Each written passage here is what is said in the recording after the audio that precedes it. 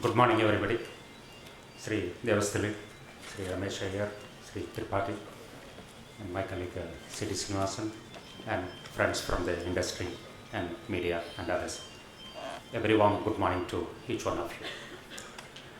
I am very happy to be addressing this first ever CIA Summit on non-banking financial companies to deliberate on the regulatory paradigm and contours of growth vision 2020. The context in which such a summit has been organized is actually very apt. World over, there is an awakening post the great financial crisis of 2008 about the existence, contribution, magnitude, significance, and risk of non-banking financial sector. From a benign neglect of or indifference to this sector, either by default or by deliberate choice, the world has now become anxious and seriously concerned about it. This awakening has resulted in enhanced attention, monitoring, and regulation of this sector.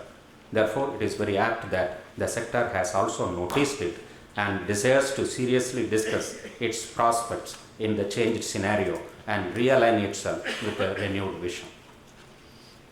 The Financial Stability Board came into existence post-financial crisis when the leaders of the G20 countries decided to convert the then existing Financial Stability Forum into Financial Stability Board to address vulnerabilities and to develop and implement strong regulatory, supervisory, and other policies in the interest of the financial stability. The FSB has been monitoring the shadow banking sector closely for the past 5 years and publishing its monitoring reports. I would like to highlight some of the key findings from its latest report, as they will provide a worthwhile background setting for your deliberations today. The 2015 report of the FSB presents the results of the 5th annual monitoring exercise using data as of end 2014 for 26 jurisdictions, which together account for about 80% of the global GDP and 90% of the global financial system assets. The report includes the results of the macro mapping, including size and growth trends of the monitoring universe of non-banking financial institutions, estimate, cross-jurisdiction analysis, trends in subsectors, and interconnectedness with the banking system. It also discusses a narrower measure of the shadow banking, which is constructed by filtering out non-banking financial activities that have no direct relation to credit intermediation. Example, the equity investment funds like that, or that are already prudentially consolidated into the banking group. As a result, it is believed that this narrower measure more accurately reflects the size and composition of the shadow banking sector, subject to the caveats, and FSB is resolved to further refine the narrower measure. Another change that has been brought in this time around is a new activity-based economic function measure of shadow banking, each of which involves non-bank credit intermediation that may pose shadow banking risks. Example, maturity, liquidity transformation, and leverage. The 5 economic functions are certain entities that are susceptible to runs, lending dependent on short-term funding, market intermediation dependent on short-term funding or secured funding of client assets, facilitating credit creation, and securitization-based intermediation. The main findings from the latest exercise are as follows. The narrower measure. The narrow measure of global shadow banking that may pose financial stability risks amounted to $36 trillion in 2014 for the 26 participating jurisdictions. This is equivalent to 12% of the financial system assets and has grown moderately over the past several years. More than 80% of the global shadow banking assets reside in a subset of advanced economies in North America, Asia, and Northern Europe. The new classification by economic function shows that credit intermediation associated with collective investment vehicles with features that make them susceptible to runs represents 60% of the narrower measure of shadow banking. It has grown more than 10% on an average for the past 4 years. By contrast, the level of securitization-based credit intermediation among the key contributors to the financial crisis, as you recall, has fallen in recent years. At the aggregate level, interconnectedness between the banking and the non-banking financial system continues to decrease from its pre-crisis peak. The broad measure. An aggregate measure of the assets of other financial intermediaries, pension funds and insurance companies grew by 9% to $137 trillion over the past year grew to the $137 trillion during that year, and now represents about 40% of total financial system assets in 20 jurisdictions and the euro area. In aggregate, the insurance company, pension fund and OFI sectors all grew in 2014, while banking system assets fell slightly in US dollar terms.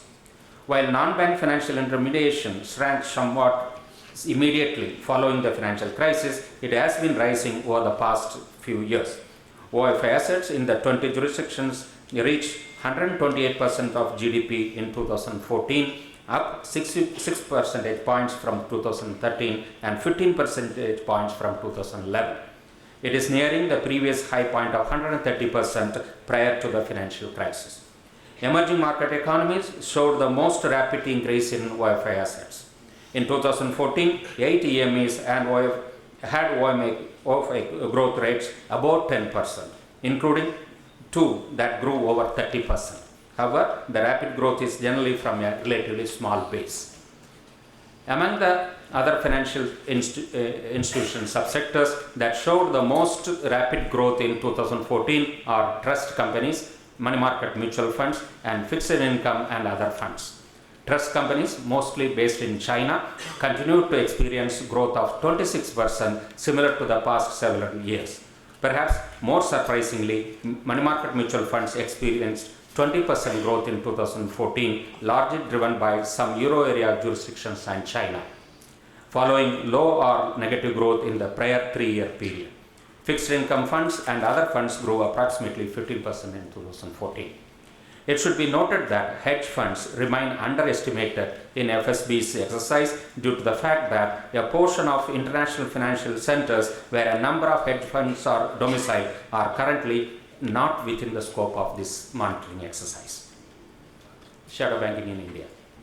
While the world generally refers to the sector as shadow banking sector, we have been calling it as a non-banking financial sector, and some new terminology has been suggested by Ramesh. Let us think about it. Further, while the world has, as I said, now sat up and perked its collar to look at this sector intensely, India had understood the sector's relevance and the risk that it may pose way back in early 1960s itself, when in 1963, Chapter 3B, dealing with the regulation of the non-banking financial institution, was added to the Reserve Bank of India Act 1934. It recognized that non-banking financial activity is an integral part of the financial system and complements commercial banking. Only that appropriate vigilance and due diligence will be needed to regulate this sector. In a free economy, economic agents are primarily free to undertake any economic activity. In their normal course, they will be aspiring for continuous growth. However, certain economic activities have, as we all know, greater externalities, and the financial sector is one where the externalities are such that it warrants close regulation and supervision in the interest of systemic stability, safety and soundness of banks and other financial institutions, and to protect their customers.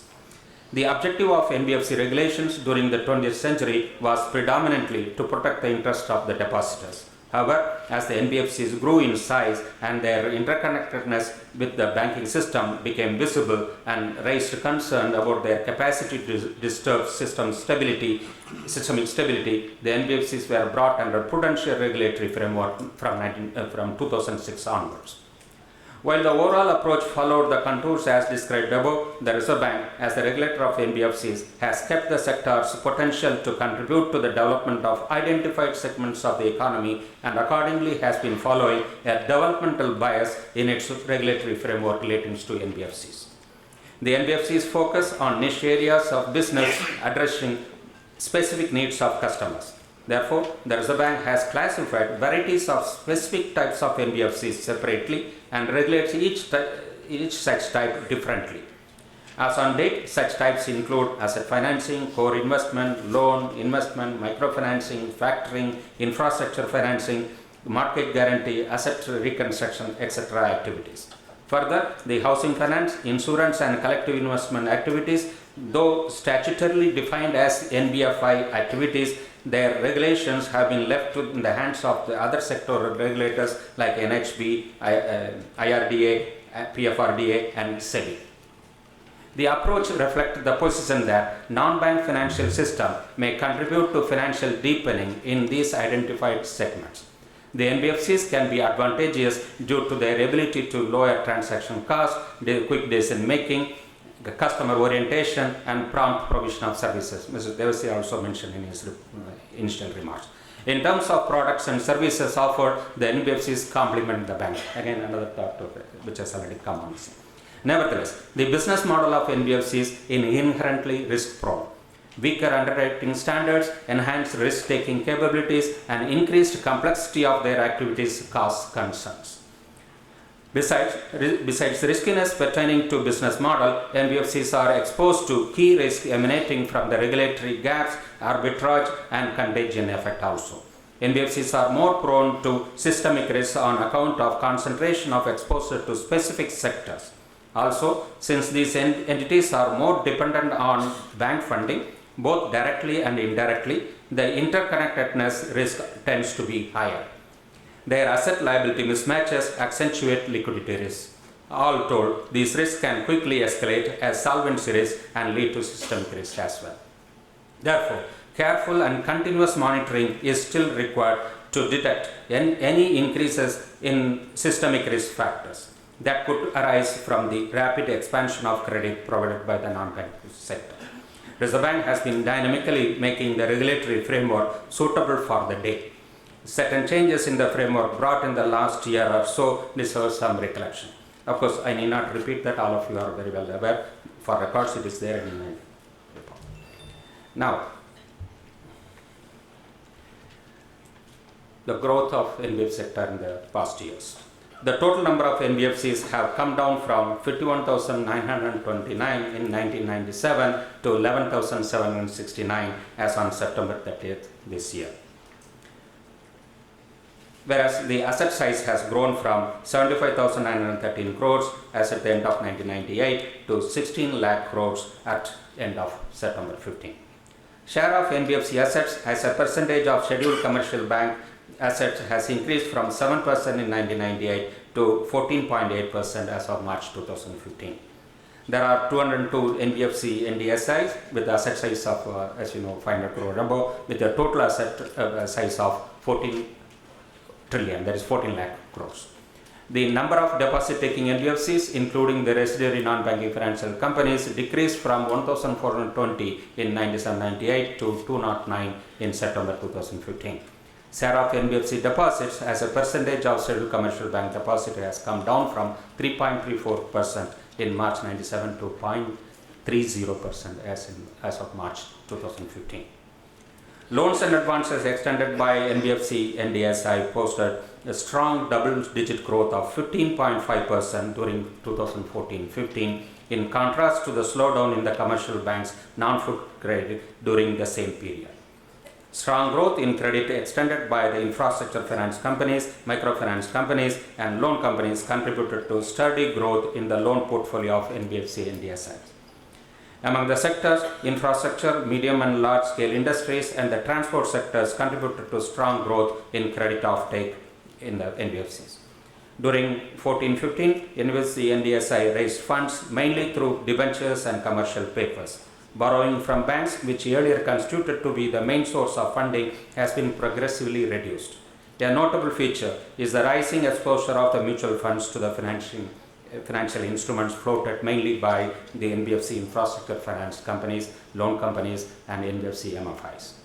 In recent years, asset quality of NBFC sector has gone through the vicissitudes of the overall deterioration spreading across the financial system as the economy has slowed. Gross NPAs as percent of credit deployed rose to 4.1% in the case of NBFCs as of March 2015. Prospects. In my opinion, the prospects for the sector in the medium term are not going to be uniform. Different segments of the sector are poised for different prospects and challenges. For example, the NBFC MFI segment is going to shrink heavily as the big 10 of them convert themselves into small finance banks in the next 1 year or so. I will hasten to add that this can yet bring higher impetus for the other NBFC MFIs to grow, not just because of the availability of space vacated by the Big 10, but also because the capital that will be released when many of the converting NBFC MFIs pay off the current investors as a part of capital restructuring, and because of renewed interest by such venture capital aiming growth prospects in such conversions in the future.